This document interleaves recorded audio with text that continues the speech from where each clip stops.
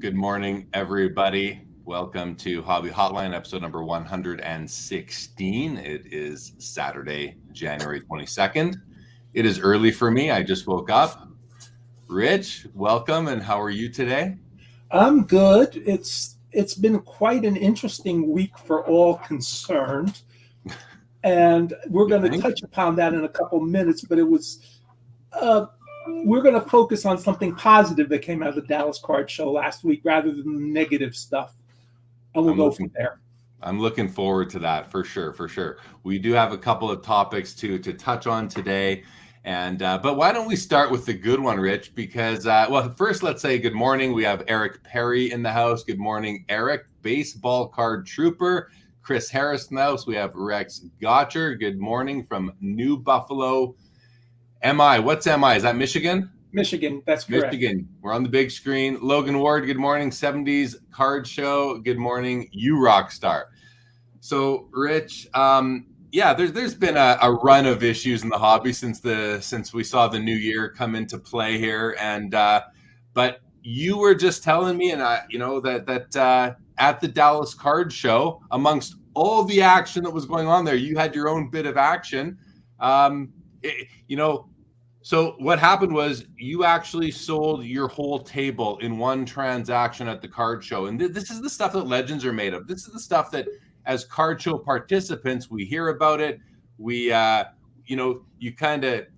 You're always wondering, how does that work? What happens when someone comes in? So why don't you talk about it? Talk about that big transaction you went into. How did it come about? What was the negotiation? This was actually a lot simpler than you think it was. What was funny was that is the same number I gave somebody last year, and it was a pretty serious conversation. About 3 days before the show, somebody called me. I gave the number, and we talked a couple more times, and that was my number. And I said, by the way, you got to get everything I have at home. I really want to start fresh, and I'll get you everything I have at home too, because I'm just going to start fresh and just do less.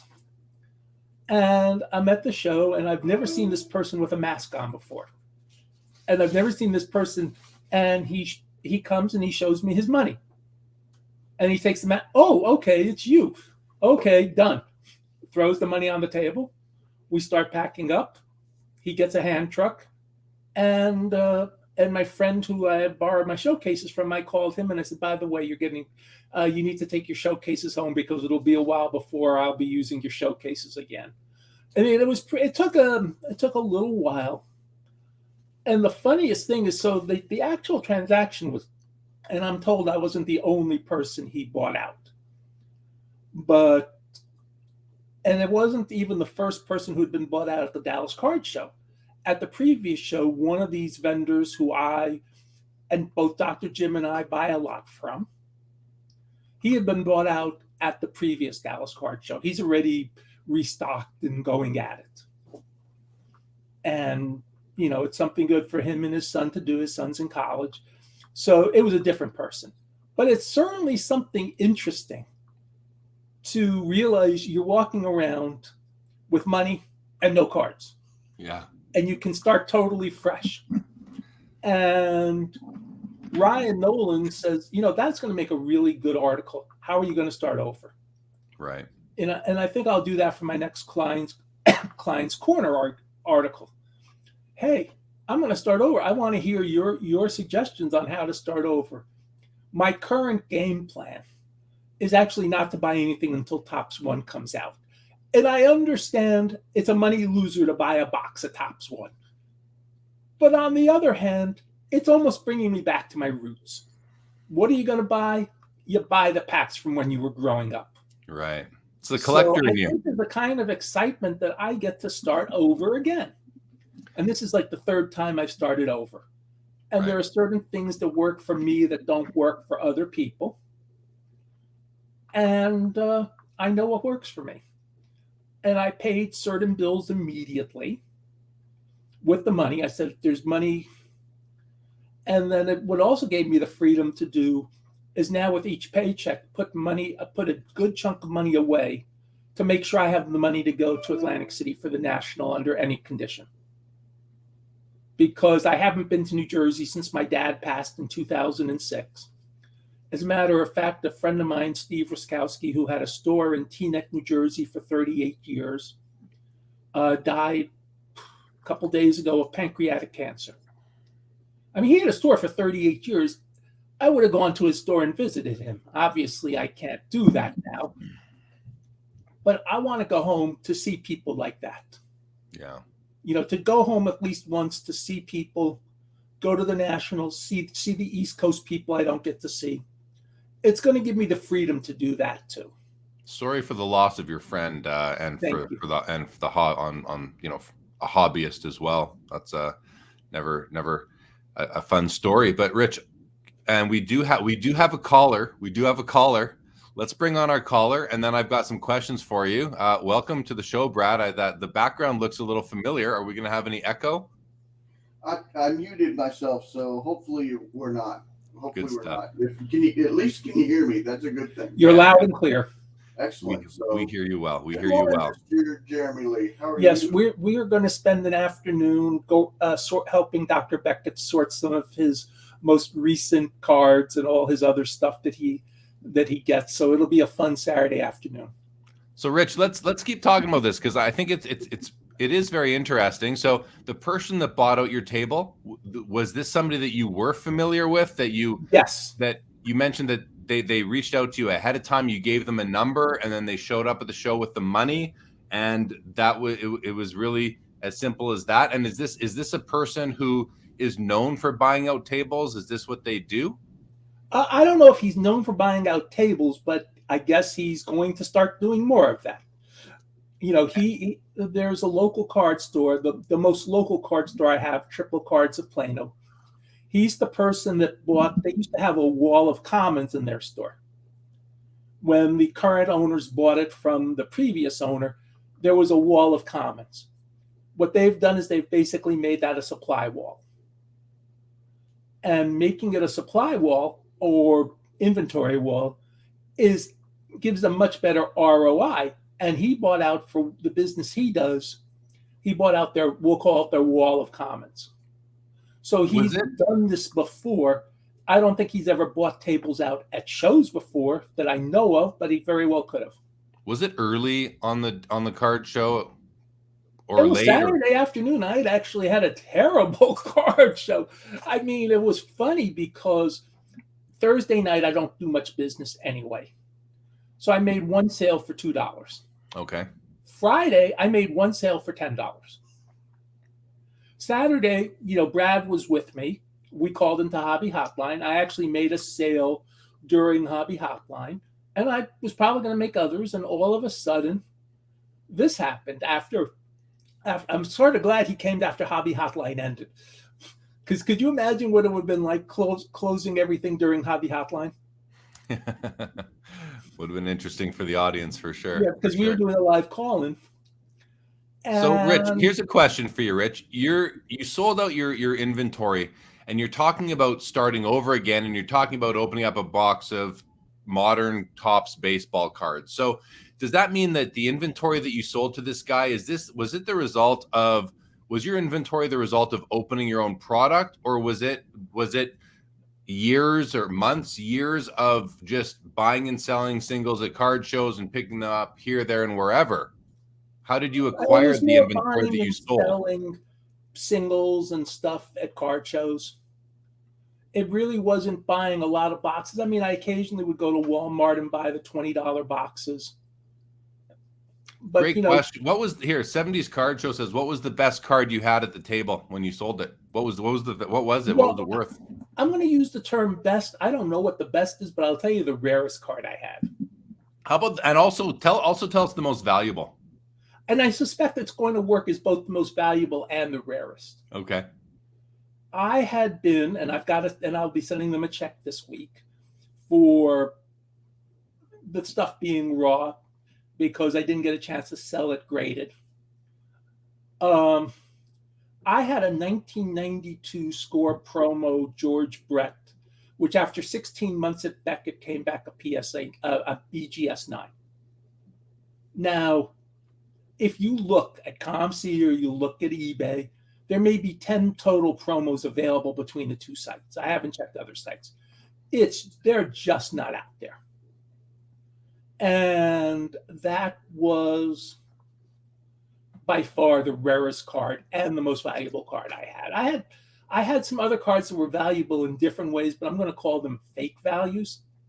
I had a pretty nice Serena Williams SI for Kids card. You look at the value, you say, that value is that. But, you know, so when I wrote $12.50 on it, it's like, I'll take whatever somebody gives me because I paid $0.25 for it. Yeah. So here's a question, Rich. So when you're talking about starting over now, are you going to take some of this money that you got from selling the table, and are you going to also look to buy somebody's small collection? Are you going to pick off singles on ComC and eBay? How are you going to restock, aside from buying a box of Topps baseball cards to relive your youth?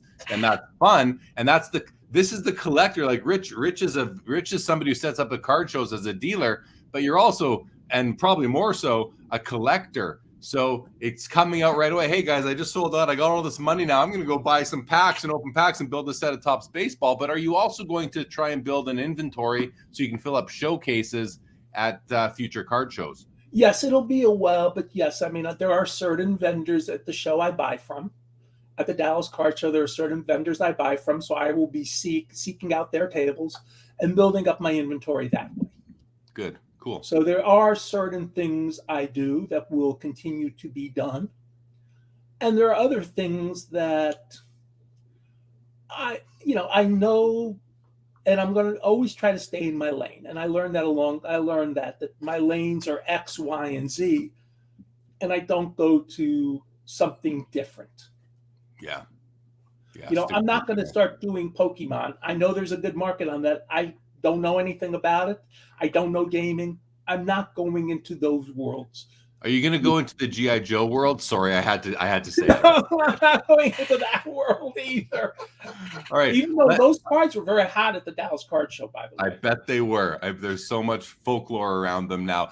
Listen, let's. I want to address and say hello to everybody else in the comments, and then let's see what Brad has to say. I'm sure he's got a few insights into the table sale and just the general feel for what your inventory was like. But let's say good morning to Bobby Baseball.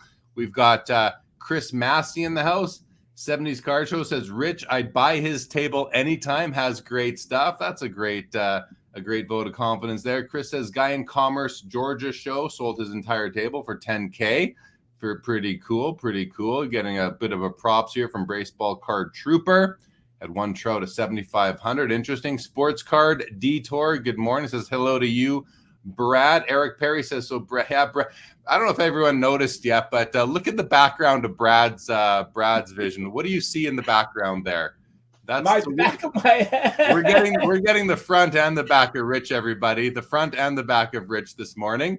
70s Card Show. Yeah, we did that one. Bobby Baseball says, when I was a teen dealer back in the 80s, I bought out a dealer next to me at a show. Mom lent me the money. Incredible memories going through cards for days after school and making a killing. Good on you, Bobby Baseball, for sure. Logan Ward wants you to buy some NASCAR, Rich. And Daniel Busby in the house. Good morning, Daniel. Hit that like button, everybody. And Reppin' Rajan Rondo says, yeah, good morning to you. I'm a big podcast listener to all y'all's stuff, and it's nice to catch you live. Great to see you, Reppin' Rajan, for sure. So, Brad, welcome. Thanks for calling in. What do you think? I mean, listen, Brad, whenever I've seen content from the Dallas Card Show and Rich is in it, it seems like you're always there with him. You're at the table. You're hanging out with Rich. What do you think about Rich selling his stuff? Was it a good move for him? Was it a bad move? What do you think about Rich's transaction? And were you there during it? So, first off, thanks and appreciate you, Jeremy, for all you do. The reason why you see Rich and I together, so I consider Uncle Rich an uncle and a mentor. So, I try to absorb and ask advice. And, luckily Rich and I are kind of geographically connected as well as Hotline connect. I have the luxury to be able to, anytime I need to or want to ask Rich a question, we'll go to lunch and we'll have discussions. I can come up here to ComC. I talk to Rich all the time. And so at the Dallas Card Show, Rich is very gracious enough to let me come sit with him at his table for a while. He'll let me put cards in his table. I'm very blessed to have him in my life. When I heard that Rich sold his table, I was actually there like right as he was doing it, and then I had to leave to go meet some people. When I came back, because I came back with Mike Moynihan, he goes, "I just sold out my table," and I went, "What? That's awesome!" Because I mean, that anytime you get a chance to do that, I mean, first you go, "Yes, I sold my table," and then you went, "Oh, I sold my table." Oh, yeah. And then you went, "I sold my table. I get to start from scratch." So, the highs and lows for that. I think it's absolutely amazing. It's absolutely incredible. Think about somebody with Rich's knowledge and connections and just getting to start from zero. How much fun that would be to be able to do something like that. I'm extremely excited. I get to spend like 45 minutes in the car with him today. So he's going to get grilled on how he's going to do and what he's going to do.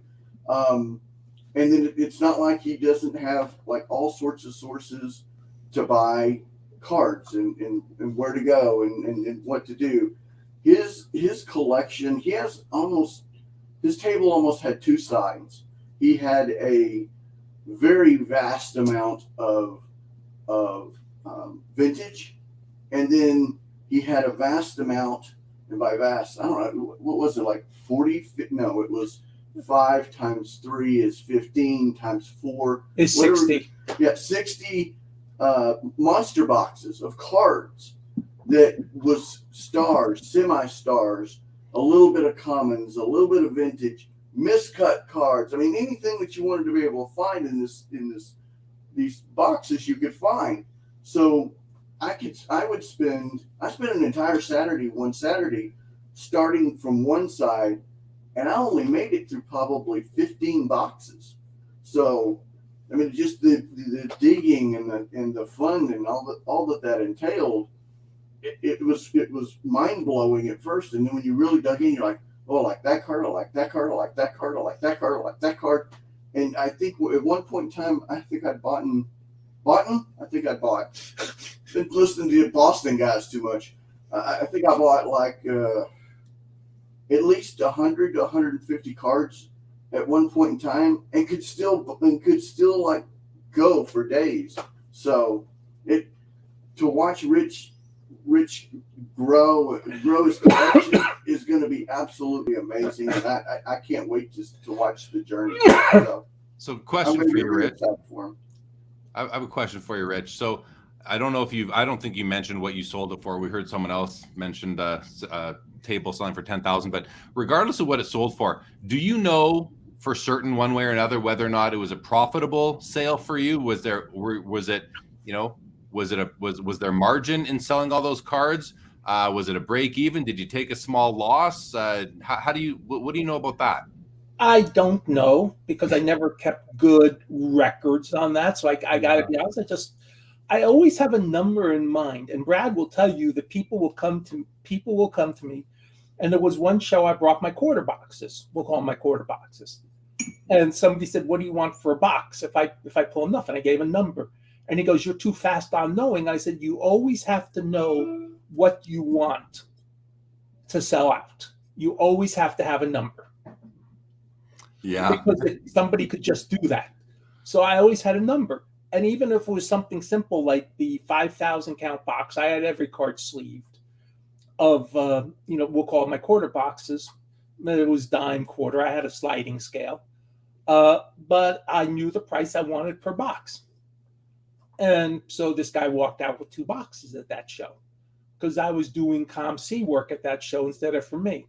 So I believe in always having a number in mind in case the unusual happens and somebody buys you out. Yeah. And that's something I learned. And my numbers I try to make sure my number is fair. And strangely enough, I do it on a per card. I was doing it on a price per card basis. Some stuff on that level, yes, there's some stuff you're losing on and some stuff you're winning big on. Yeah. But it's so overall, it's a win. It's also generating income. So it's a win on that level.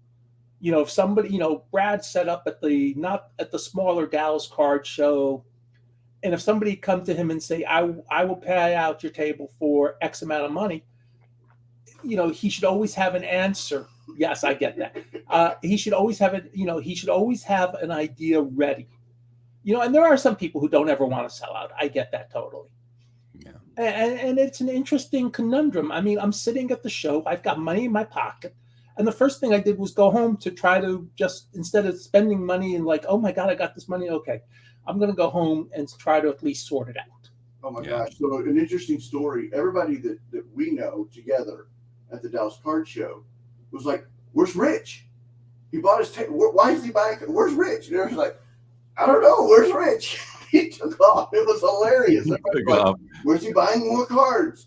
Hit and run. Where's he at? I went home and what was my ComC teammates, Angela and Stefan, they came up to the show because they were going to do some due diligence as part of their ComC work.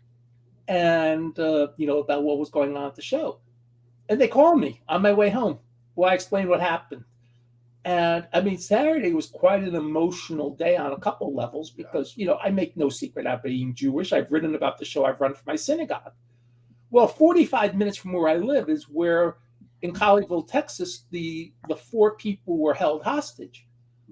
We had almost as good as a possible result out of all that.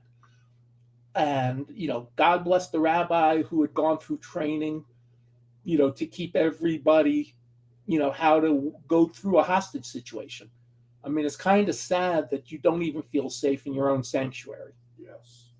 Yeah, but definitely. I get a phone call and Angela tells me, and I'm like, I'm on my way home. I hadn't heard anything about that. And I spent the rest of the day, we all spent the rest of the day riveted to the TV set watching what was going on in Colleyville. So, I mean, it was quite an emotional day on 2 levels. I have no cards to take home. I'm home. And I'm just like sitting there like, what am I going to do now? And remember, my office is across the street from the Dallas Card Show. So instead of going to the show on Sunday, I went to work. And it was almost like a normal Sunday. It was just because I work most Sundays, it was just the funniest. On one level, that was like, okay, it's like instead of turning left, I turned right. Or when you go to a fork on the road, you take it. Well, I took the other prong of the fork. Yeah. Okay, I want to just because I got there's so much good stuff here, Rich. Eric says, in my younger days, I often sold my entire collection and started over. Every time I sold off the collection, I'd spend the money before I left the show. Great times. Now, you didn't do that. You pulled, you pulled like what in poker you'd call a hit and run, right? You sit down at the table, you take everybody's money, and you leave before they have a chance to win it back. You pulled the hit and run at the card show. You went in, you sold out, and you left. I'm just kidding, of course, and that's certainly not frowned upon. But another thing, you mentioned that you don't know whether or not you made money on the sale, lost money. And so to me, Rich, and I've never seen you set up at a card show. I've seen you sitting at tables at the National, but I've never been to your booth. And so to me, you're obviously a professional in the hobby, but I don't know if you're a professional dealer, like some people are. And so if you are a professional dealer or you're making a business out of buying and selling sports cards, you sort of need to know what you have into your cards so that when you sell them, whether or not you kind of want to know what your bottom line is. And it's hard, especially when you're dealing in thousands and thousands of cards. It's really hard to keep track of that. So at that point, you almost just need to go by gut feel. But I just think it's important for, if you're a vendor at a card show, I personally do set up a card shows. I have a system where I can pretty quickly access my cost on any card that I'm selling. So I know what my bottom line needs to be. If I have a card that I'm into for $100 and I have it priced at $150 and someone offers me $120, I can quickly find out, okay, what am I into this for? Can I sell this for $120 and still not lose money?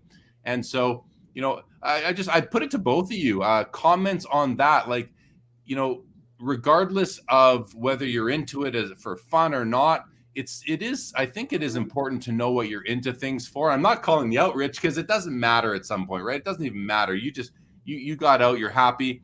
But what do you guys think about that whole thing about, like, you know, the business acumen of dealers at card shows in our hobby? And do you think most of them know what they're into things for? Are they going by memory, or are they going by sort of gut feel? Brad, you go first. So I actually know. I probably have about, I'd say 10,000 cards by now, and I'm probably inching slowly up towards 15. And I have a pretty good idea of what I would, because one of the nice things is I remember where I got every card from, and that's just, you know, sales and all that, my background. So I kind of know, okay, this card I got at X, and I know I got X into it, and if I bought a collect, like when I buy from Rich, I have a dollar amount, and I keep track of when I hit that dollar amount, I think it's zero. So if I buy 100 cards and I've got 25 into them, once I get to that $25, I don't care from there. From there, the rest is profit, and I'll exercise as well. When I put cards into a dollar box, when I have the dollar box, I know, okay, I've got X number of cards in the 400 cards into this box. I know that in the box, I've got cards that are probably $100. So anything between 4 and 1, I could sell it at, and anything above that's profit. But then you've got replacement costs that's involved in that as well. When I do a table, I know, okay, my entire table, this part's X, this part's Y, this part's Z. Altogether, I brought, let's say, $1,000 at the table. I know I've got the table costs plus whatever I've got into it. I've got that dollar amount into it, and anything above that is profit. So I do have an Excel spreadsheet that I use, because when I get to a certain, I want to know when I become profitable. Once I could become profitable, I'm like, okay, it can kind of fall off. Plus I do it for taxes and blah, blah, blah. But I always try to know from when I buy a set of cards or a collection or a blaster or wherever, that, and once I reach that point, I'm profitable, and then it becomes, what is yours as a business person or as a collector, and what that number is. And then you know, okay, well, I can pull X number of cards for my collection, and I can pull X number of cards for. Well, the hardest part becomes trading. When you're trading and when you're at the table and you're trading, for me, that becomes a little harder. Is to say, okay, I traded this card. It's kind of, 2 for 1 or 1 for 2. Then it becomes a little tougher for me. At that point, I'm just like, meh, Yeah. But when you get home, you try to figure it out. And you try to, like, okay, but sometimes I get lost. But most of the time, I have a pretty good idea of what it is. So, yeah,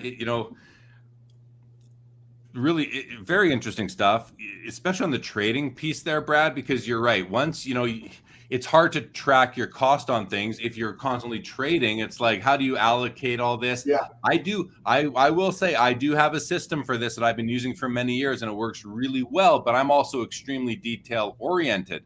A couple comments here. 1977 Cloth says, who cares what you're into it for anyway? The market changes. Very true. Very true. It goes on to say, if you're in it for 100 and it's currently going for 50, but someone offers you 75, it's a good sell at current market. Yeah, no doubt. No doubt. Great comments. I wasn't even thinking like that. And I guess part of that is because for me at card shows, I don't even think I've ever had that experience. Like, believe it or not, when I'm buying and selling at card shows, I don't have a lot of cards that are doing this in the marketplace, mostly because I'm not buying this year's rookies. I don't have a lot of ultra modern. So that's never been an issue for me. Now, I shouldn't say never, very rarely, but it has. In which case, I still like to know what happened. I still want to know, like if a card that I bought, it's a great example here, this has happened. It's happened to all of us.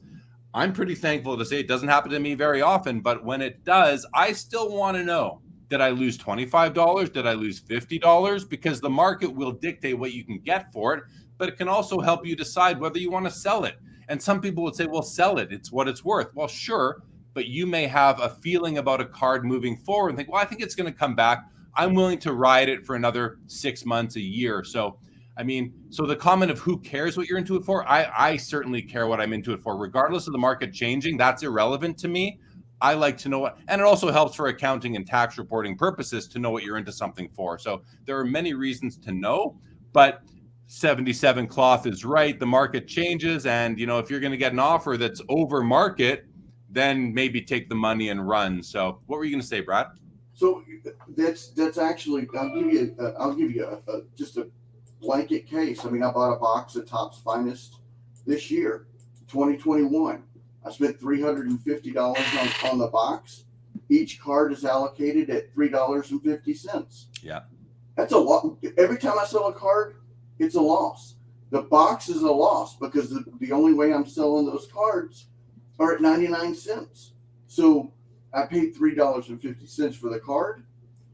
I'm buying it, or I'm selling it for 9. I'm losing money by having that card. But the only way they're going to go is if the rookies pop, so I know that I'm taking a loss.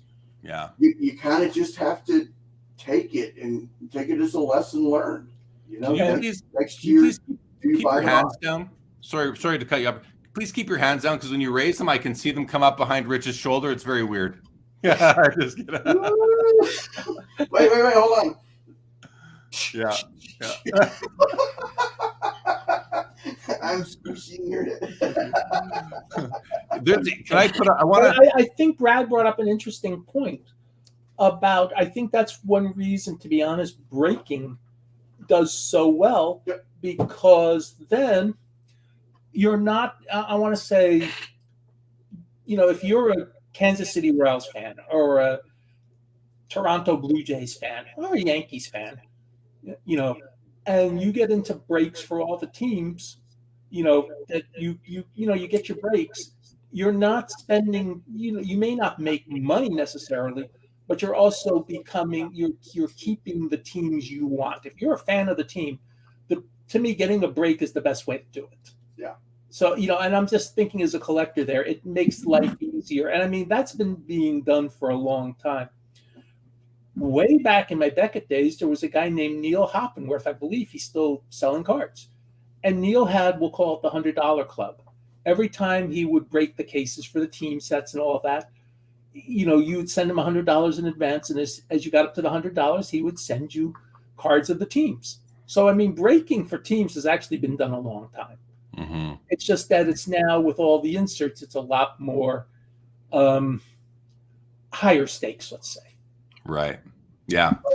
But, you know, it's certainly an interesting, you know, scenario, because I consider myself an amateur professional dealer, because I was full-time in the 80s. And when I do anything related to the business, I always thought, and Brad will tell you that I hammered this into him, that Brad, if you're going to be a full-time dealer, you can't be a collector at this point. Right. You know, and, you know, and you know, we went to lunch when he told me that, and I said, that's the only piece of advice I'm going to give you. Did he listen to me always? No. No. Yeah. But in all seriousness, and that's why I think it's the most important thing to do is to wait till Topps ones come out and buy the box, because I have to remember where my roots are, with the understanding on those boxes. And then Heritage is supposed to come out about 2 weeks later, with the understanding, unless I get some insane hit, I'm not going to make money on that. And I understand that. Yeah. In that case, that's so here, there's another comment by 77 Cloth here that I think I have to address it. It says the loss is taken at the purchase. The sell is a gain no matter what the sale. So I'm just going to say I fundamentally disagree with this statement. I think it's one way to look at things, but it depends how you approach your business or your hobby approach. Right now, what 77 Cloth is doing is this is cash accounting. If you are using cash accounting versus accrual accounting, then fine, that'll work for you. If your indicator of success is the amount of cash, which is a great scorecard, but see, for me, I treat it completely opposite. The loss isn't taken at the purchase. When you purchase something, that is a debit to your assets, right? It's not a debit to your income statement expenses, because you still have something. You have something that you can do something with. When you sell it, that's when you take the expense. That's called cost of goods sold. You move the inventory off your balance sheet onto your income statement, and you have your revenue. So it's, to me, it's one way to look at it, but it's just not the it's, to me, there's better ways, I don't want to say smarter ways, but It's just more because in accounting you have various principles of matching your expenses to your revenues and timing, and this disrespects all that. And so I don't treat it like that, and I don't encourage anybody to treat it like this. But if it works for you, it works for you. So don't want to argue about it for sure. Another great comment here from that 70s card show says, this is why the corporate suite will never integrate the hobby.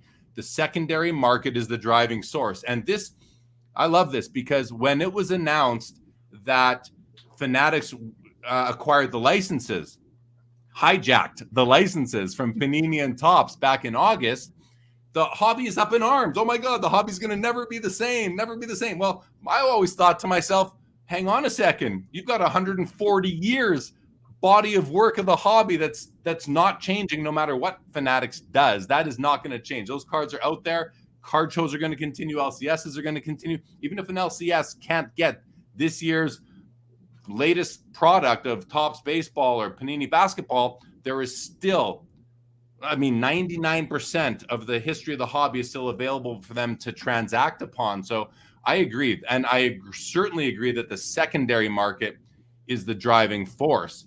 And by the way, I always hope that card companies keep that in mind and recognize it and respect that. Go ahead, Rich. By the way, Rex, and thank you for putting us on in your show as usual.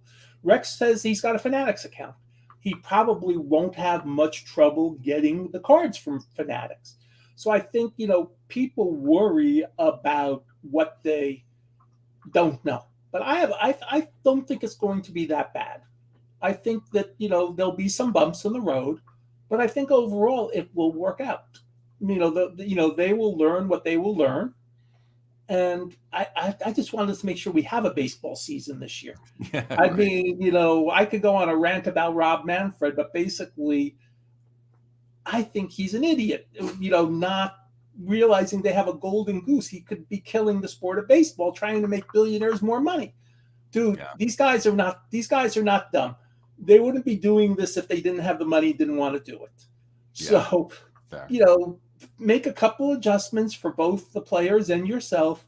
Get it done. Get spring training done on time. We want to enjoy 2022. We don't need that. But I do want to point out something about the Dallas Card Show. And we've been talking about my positive experiences. But one of our fellow Hobby Hotline guest hosts, Ryan Nolan, has done 2 really good videos about the unfortunate incident that happened last Saturday night at the Dallas Card Show. And I do not know the details, so I'm not saying anything, but I would definitely recommend that anybody who wants to refer to Ryan's video. He's breakout cards. Just go to that. He's done a pretty good job explaining what happened. And since he was there and I wasn't, or since he was closer, since I was long gone, that's all I really want to say on the subject. Okay, so good. Let's we're going to transition to another topic. I'm going to just go through a few more comments, and then we're going to move on to again another topic. So right here, Rep and Rajan says breaking is never a good investment, but awesome for collectors. And I've always said I cut out 98% of my breaking several years ago because it just never paid off. I got tired of feeling depressed when I'd leave the card shop after dropping whatever $1,000 and having much less than that in value. I never enjoyed that. I love the break, but I did not like the feeling that came after when you didn't hit big. So, but I'm thankful for breaking because that's what releases all these cards into the wild that we then have a shot at finding. Jenny Miller, good morning to you. Logan Ward says, I'm an amateur professional collector. I love it. And Eric says, those who believe Fanatics is doing something new don't know their hobby history too well. Go back 100 years. We've seen other companies trying to corner the sports card market. Fair comment. Logan has one of the greatest collections on the PSA registry. he has the sophomoric names collection.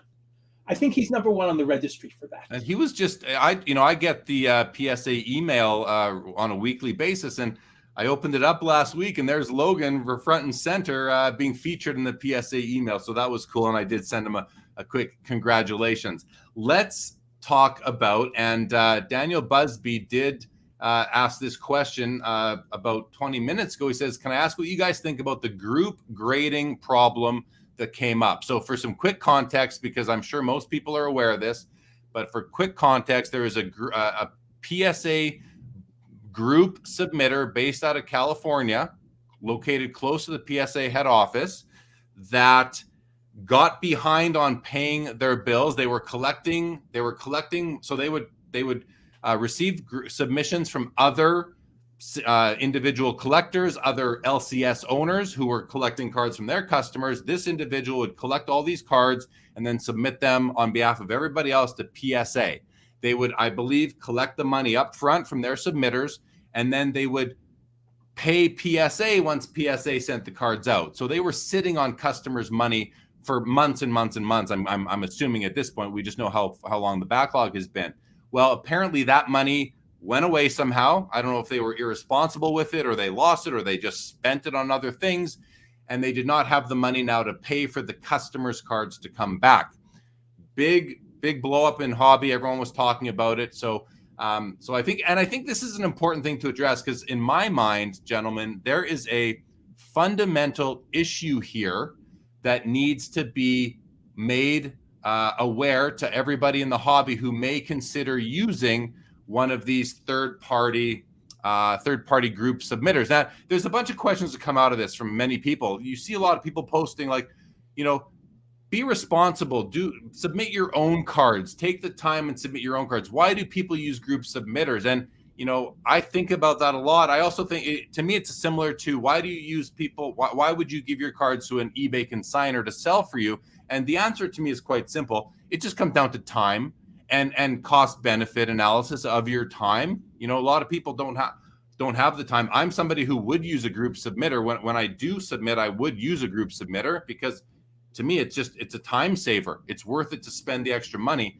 and do that. Now, there's a lot of questions that come up here, and a very well-known LCS owner named Ryan, who card collector too, very well-known, huge Instagram following, and a superb, a pristine reputation in the hobby.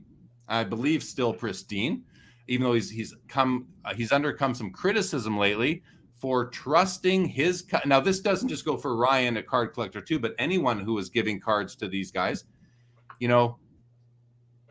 should you be entrusting your cards and or your customers' cards with one of these group submitters? And what sort of due diligence have you done on them to make sure that they're going to remain solvent, so that your cards aren't going to end up in limbo, hoping you get them back someday? And this is what happened. Now, we do know that Ryan stepped up in a monster way. I mean, it's almost inconceivable. He stepped up. He got on a plane. He went to California, and he paid for the second time to get his customers' cards back from PSA. And he's still undergoing some criticism from people out there for, well, you shouldn't have done it in the first place. And he has basically said, I shouldn't have done it in the first place. Lesson learned.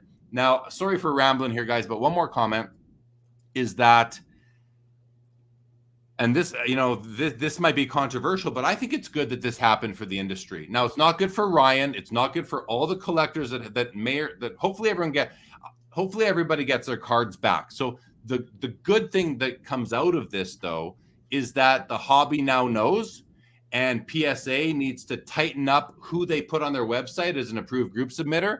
They need to attach their reputation to these group subbers and make sure that they can really tie their, hitch their carriage to that horse and say, hey, we believe in this person. We know that they're going to remain solvent, that they are solvent. The payment structure needs to be adjusted a little bit. And hopefully the hobby is, when I say it's good this happened, I don't mean for anybody who lost money. Not good for Ryan, who's out over 100,000. Not good for any collector who doesn't get their cards back. But moving forward, I think it'll strengthen this ecosystem in our hobby with in terms of group submitters. I think going forward, we'll be able to trust them a bit more because they will have undergone more due diligence by PSA and hopefully anyone else is going to submit through them. So with all that context laid out there, I do have two things to share the screen and we can go over. I have PSA's response to this, and I have Ryan Card Collector 2's subsequent response. He went live on Instagram and addressed everything, but he also then, I think this morning or maybe late last night, put out a text post on Instagram addressing, providing more information and addressing the system a little bit more. So before we go to you guys, Rich and Brad, let's go through a couple comments just to flush out all the ideas, and then I'll turn it over to you guys, okay? All right, so first thing we have is 77 Claw says, Mike is the guy who owns Mark's Cards. Mark's Cards is the group submitter in question here. What he says, he went on the Sports Cards Nonsense podcast yesterday with a phone call he was not prepared for. He answered some questions and informed them that the story is not complete. We need to get all the facts. I did hear that. Great point from Cloth. Agreed. There's more information to come out for sure. Jenny Miller says, so true. The PSA and any company needs to watch who they put on their company name as a good guy. Bingo, bango. Completely agree. B. Roy says, sadly, stuff like this happens, but at least it puts people on their toes. That's what I'm saying. We're going to be stronger moving forward. Bobby Burrell says, yes, there are so-called some good problems in the hobby that help it go forward in a better way. I think we're saying the same thing, Bobby. Thank you. And Logan says PSA doesn't change until your subs pop. But some group subbers were charging that up front and sitting on that reserve of cash. And that's where the risk lies. What do they do with it? So before we bring on and look at, unless you guys want to do it first, we can look at PSA's response to this and we can look at Card Collector 2's. I think we're better off showing the responses first. All right, so let's start with PSA's official statement. Here it is. I'll just read it. It says, this is an unfortunate incident, and our top priority is protecting the collectors who may have been impacted by the bankruptcy of Mark's Cards. We are currently requesting detailed account information from Mark's Cards for the impacted orders still at PSA with the expressed goal of returning cards to their rightful owners as soon as possible. We will not be charging customers for the return of their cards other than shipping. As of yet, we have not received payment from Mark's Cards to grade the cards in our possession. And as a result of this incident, we will be making changes to our group submitter requirements, hallelujah, including a new order upfront deposit and more robust policies around late payments. We will also be requiring all group submitters to bring their accounts current in order to continue service with us. We ask for patience while we sort through this expensive and labor-intensive process, and with the end goal being the return of cards to their rightful owners. I mean, I don't think we could have asked for a better response from PSA here. It looks like they are willing to sort of absorb a little bit of the cost, a little bit or a lot of the cost of this. Ryan Card Collector 2, I mean, gosh, to put out over $100,000 of your own money to protect your customers, that's about as stand-up as it gets for sure. Couple of quick comments here. Eric Perry says PSA might want to start charging up front. That's a possibility, although it's going to come out not with these backlog rates. Ian Undercover, Card Collector step up big time. He did. 70s Card Show says, how about you stop upcharging? Well, they can't stop upcharging. That's how they fund their guarantee. So if you stop upcharging, they're not going to be able to have their guarantee. And I'm a recent recipient of this guarantee. I don't want them to stop upcharging for sure. So because it helped me out. I literally just finished dealing with PSA on a card that I had bought in their holder that was fake.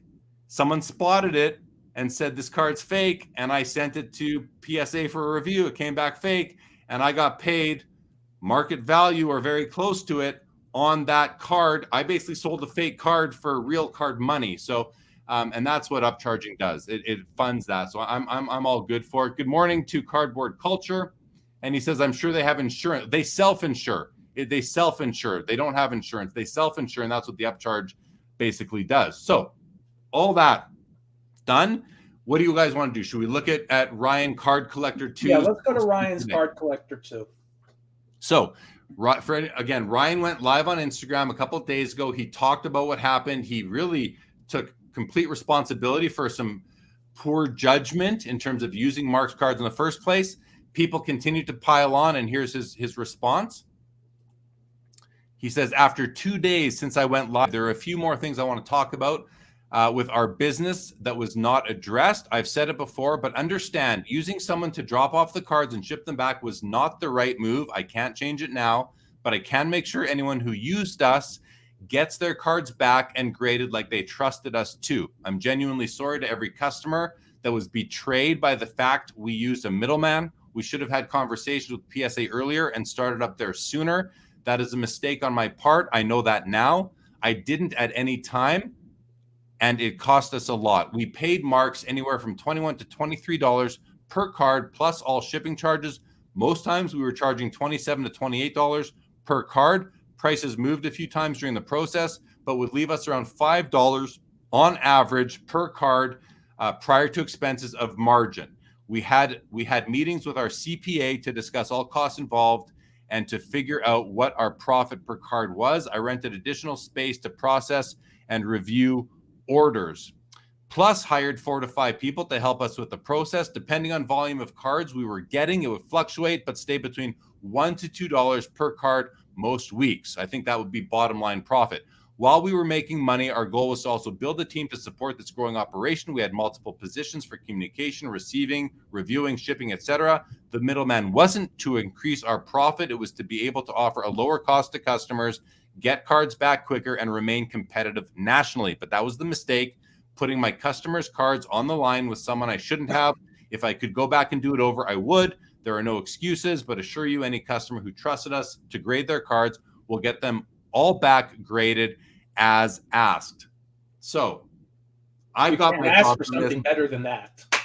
Yeah, I have my thoughts on this. I've been talking for 10 minutes straight. So let's turn it over to one of you two, Rich, Brad. What do you think? John Williams, I did go to school. Thank you for noticing.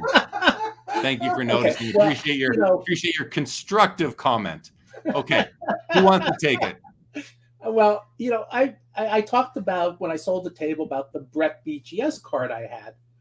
Well, I gave it to a friend of mine literally October of 2020 for BGS to get it, and it came back New Year's Eve 2021, and I picked it up at the show. So I mean, but it was also when he got the cards, he had actually separated, and so even though I was part of his order, BGS knew they were my cards. So if something happened to him, I could just go and get those 6 cards. So that's a little different situation. But the point is, it's that if you know somebody does a lot of business with a BGS, a PSA, an SGC, and they get a special group rate, it's financially, for a lot of people, as you said, about the time and the money, makes sense to do that. You don't deal with it. If the less you have to deal with, the better. And but every once in a while, because if you have to get into the nuts and bolts and the weeds on every single thing you do for your business, that's not a good thing, because you're wasting time doing things other people can do. And it's unfortunate, and I do not know the Marks Cards financial situation, but if it sounds like if they were collecting money up front to grade cards, why didn't you just put that money in escrow somewhere? Why didn't you just put that money where, okay, when you get charged, pay out of that. You're getting interest on that money. I mean, if you're using that money to buy other things, that's not good business sense. So even if they went bankrupt, they still would have had the money in escrow. We can still pay our PSA. I think that's the worst thing, where they put everything into one pile of cash. If I know from what I've done, if I've gotten money on consignment for things, I always put that money in a separate place, because that's not my money, or that's not my cards. I don't want to screw up anybody else's stuff. Yeah. I think that's one of the faults that you can say they did. If I'm collecting $30 a card up front to send cards to PSA, that money's going into a different account. And that's enough money where I get enough interest where, so I go bankrupt, you're still going to get your cards back. Yeah. Agreed. It's the fact that Mark's Cards was commingling these funds with their general operating funds is bad news and bad operating practice. I've seen other group subbers come out since then and say that we keep all this money in a separate account. We don't touch it until we have to pay the bill. That's the way to do it.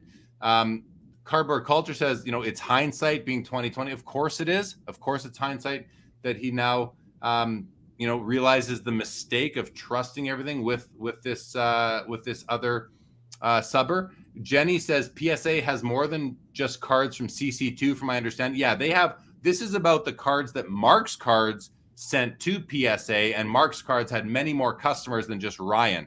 There were a lot of individuals. So yeah, this Ryan is just a person who has the social media presence to come out and address the situation and help get more eyes on the situation as well, for sure. So good thing there. 70s Card Show says Ryan wasn't where he is now in the industry when he did this sub. I completely understand the route he took. I don't know what it has to do with SGC, but okay. And let's see. I'm not going to get into some of these speculative things that I'm not aware of right now. Logan's comment's funny. Which one? Logan's comment. Down here. I hope Mark's Cards didn't play the ponies. For sure. Bobby Burrell says, Rich, it would appear there is much more to the story than that may come out in time. Right? Of course, I'm sure there will. And that's okay, right? The fact that there's going to be more information is fine. Let's process it and analyze it when we get it. But it doesn't take away from the fundamental lesson the hobby has learned here, PSA has learned here, LCSs have learned here, which is either do your own subs, whether or not you're on PSA's special list or not, either do your own submissions or do your due diligence on the person who you are doing it with. And I think, like I said, this part of the hobby, I believe, will be stronger moving forward for sure. The only way you fix things you pay up is front to discover a problem. What's that's that? The only way things, as you pointed out earlier, that's the only way things get fixed. So there will be some pain, but there will be the eventual reward that, hey, we will fix these systems. Right. And for Ryan, a card collector too, I mean, he is owning up to having this middleman. To me, his only error, and he has totally compensated for that error, but his only error is trusting the wrong person. And for, I can't, and I don't think we should really blame him for giving his customers cards to a third party, because even though the worst case scenario happened, he's making his customers whole. He went and got the cards himself. He's not sitting there waiting and hoping they come back and, oh, please, PSA, give me my cards. He went to PSA and got those darn cards and made his customers whole. So how can you really fault him for that? And knowing, him, he's a good dude moving forward. He's going to do things in a more proper and safe sort of way. And I also want to point out that for PSA, group submitters has always made sense, because they usually get a break. That was always going to be one of their end goals, was to have the group submitters do as much as possible, because they were getting better pricing, and then it was easier to control what's coming in and what's going out. Because if you're getting, and you've seen the photos, I mean, I think Nat Turner once posted the photo of, let's say, the floor of one of the PSA offices that was nothing but packages sent in to grade. I mean, they literally destroyed the post office at whatever town it was in with the amount of packages that were coming in during the peak. So group submitters at least would let them have some control over how many orders there were. Yeah. So there were some positives to group submitting. This was just the worst possible conclusion for these people. And I want to give props to Ryan for that. Ryan spending all that money out of his pocket. I mean, the internet should be, hey, wait a second, he's making good. Why are you going after him? Right. Go after the person that went bankrupt. I don't want to say find out why Mark's Cards went bankrupt. I mean, if it was something where it was just uncontrollable, fine, but we need to know that too. But if he was intermingling funds and using the PSA money to buy product that's not going to work out, then that's not good. No, that's unacceptable. Unacceptable. Here we go. 70s Card Show says confused. PSA making everyone whole and CC2 making everyone whole sounds like an overlap, which it does. But you got to think that, I mean, my assumption, and that's all it is, an assumption, is that somehow, some way, PSA will make sure Ryan is made whole himself, or not. Maybe not. I mean, time will tell. There's going to be lawyers involved, and more information will come out. That's for sure. Bobby makes the comment, with the surge in the hobby in the past couple of years, the dealer collector veneration, I don't know what veneration means, process has been possibly expedited too quickly and or freely. Yeah, I think I makes sense. I think in terms of, we're just putting our trust in people. Some people are putting their trust in some people that they likely shouldn't. So yeah, what does Victor say? Good morning, Victor. Says PSA is a big advocate for group submitters. It made things a bit easier for them to process, I'd assume. However, this obviously needs some vetting. Again, yeah, exactly. And the couple other comments here from Cardboard Culture. The interesting thing is, nowadays, with the fact that this lesson has been recorded by many influencers, yeah, it's going to live on YouTube. It's now part of the hobby education that people can reference back and learn from. And that's what I'm saying. The hobby will be stronger. This subsystem within our hobby will be tighter and stronger moving forward, because no one's going to want to let this happen again. So we're going to take measures as a hobby to ensure it doesn't. And hopefully PSA leads the way with that. And it seems like from their statement that they're planning to do so. Guys, we're just past the 1 hour mark. Final comments from the panel and the chat, and then we're going to wrap this up for Hobby Hotline on number 116 on this January 22nd, 2022. Brad? Just do due diligence and educate yourself, and baby step it if you're not 100% sure. I mean, that's I think that's the major lesson here is just trust is so hard to build in the hobby and so easy to lose. Just due diligence. And thanks everybody for being you. You do you, boo. There, I got it in. Okay. There you go. Well, I got a couple things to say. One, when Brad's father passed last year, he had the interesting dilemma what to do with his father's cards. His father had some pretty nice cards. And we eventually were able to convince him he'd be honoring his dad's memory by getting those cards to various collectors, which he's done to some extent. There have been RAKs, what they call random acts of kindness, to various people. And, you look behind me or you look behind Brad, you see all those boxes. I had been running shows for my synagogue pre-pandemic. My guess is that COVID-19 endemic instead of pandemic willing, and God willing, we just bought a new building. It won't be quite as big, but we should be able to run a show. And then we can go back to giving away cards to everybody who walks in the door. It probably won't have prizes for everybody. You're just getting cards. But, I hadn't really even been publicizing it. But I'm still getting plenty of cards. And by the way, I'm never going to turn down a donation. But I'm still getting plenty of cards from people and to give away. And I think that's a blessing too. And so there's a lot of good things out there. And I think as long as we talked a lot about negative things, but we also talked about the positive things today. And I think as long as we understand that as a hobby, overall, it's more positive than negative, and these bumps in the road for that will be okay. Well, yeah, and it's like here we go. That 70s Card Show says looking forward to the positives that come out of this, and that's I think that's the best outlook to have. And thank you for the great show comment. John Williams says, I don't know CC2. Apparently, no one does. Vouch for no one. It's not the way I want to live my life, John Williams. But I like to trust some people, and I will vouch for people. Not everybody. You got to earn my vouch. And once you've earned my vouch, I'm going to vouch for you. So, and if not, then, shame on me and pay the price, just like CC2 did. And that's something that you have to be willing to do. Jenny Miller says, I wonder if this has happened before or similar, just no social media. There's always bad actors in our hobby. Thanks, Logan Ward. Very, very much appreciate that. 3B Collection has been the recipient of a few random acts of kindness. Bobby says, due diligence certainly has varying degrees of resolve. Yeah, due diligence also is not without its weaknesses. You depends how good you are at doing your due diligence.